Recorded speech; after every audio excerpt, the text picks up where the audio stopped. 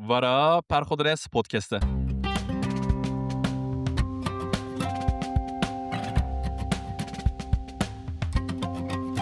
Akademisyen Ferzan Şêr di peyzaja pînekirî da bi orjînala wê ya bi tirkî yamalı peyzaj ketiye meydana romanên bi kurdî û çavnêrîn û tespîtên xwe nivîsîne. Li meydanê Ferzan Şêr ser wan romanên hanê sekiniye ku di mabêna 1925 û 2017 da derketine. Bi wan romanan di peyzaja pînekirî da behsa barek mijar û meseleyên enteresan kiriye Ferzan Şêr ku ji wan apir problema telîfê bala min kişand. Problema pereyên pînekirî. Raporeka Ferzan Şêr raber dike ku ji 107 nivîskaran 132 bo ti eserên xwe telîf nestandine. Li hêla din gotinên nivîskarên niqaşo telîf standine jî têra xwe ecêb in. Mesela Silêman Demîr gotiye wî bo 2 romanên xwe telîf standiye. Telîf çi ye? Pereyên Di Cot Sol û Pantorekî. Mihemed Şarman gotiye bo kitaba wî yê pêşî ji kitaba wî 5 nusxe dane wî û bo kitabên din jî hema wisa çend nusxe. Mustafa Aydoğan gotiye bo wî telîf teklîf kirine, lê wî red kiriye. Ser sebeba qebûl nekirina telîfê, Mustafa Aydoğan gotiye hîn bazara qelema bi kurdî çê nebûye û wî nexastiye xwe bi pereyekî sembolîk bixapîne. Standina telîfê li derahan tê zanîn ku gelek nivîskar bo kitabên wan werin çapkirin pereyan didin weşanxaneyan.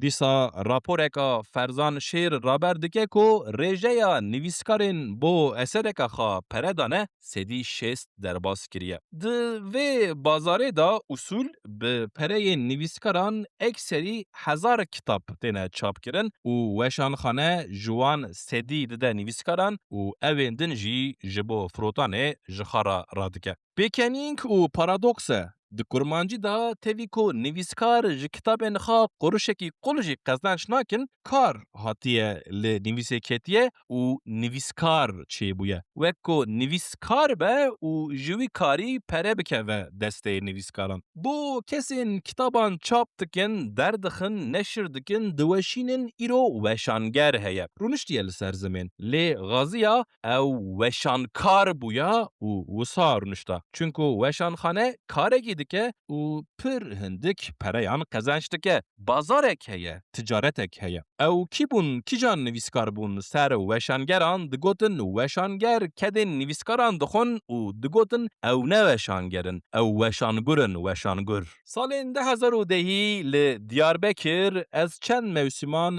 li weşanxaneya ronahiyê xebitîm. Vê weşanxaneyê kiribû prensîp tenê kitabên bi kurdî çap dikirin û ro bi ro ber bi top avêtinê diçû. Çunku hîn wê çaxê jî dihate xanê ku weşanxaneyên salan yên mîna awesta û nûbuharê bi qezencên ji kitabên bi tirkî li ser xwe dimînin û bi pereyên ji wî zimanî tên kitabên bi kurdî çap dikin. Eger mesele popûlerbûn û giregîrbûn be, weşanxaneya ronahiyê çend kitabên şairê Şêrgele Arjen Arî çap kiribûn hîn di saxiya wî da, lê kitap nedihatin firotan û pere nedihat.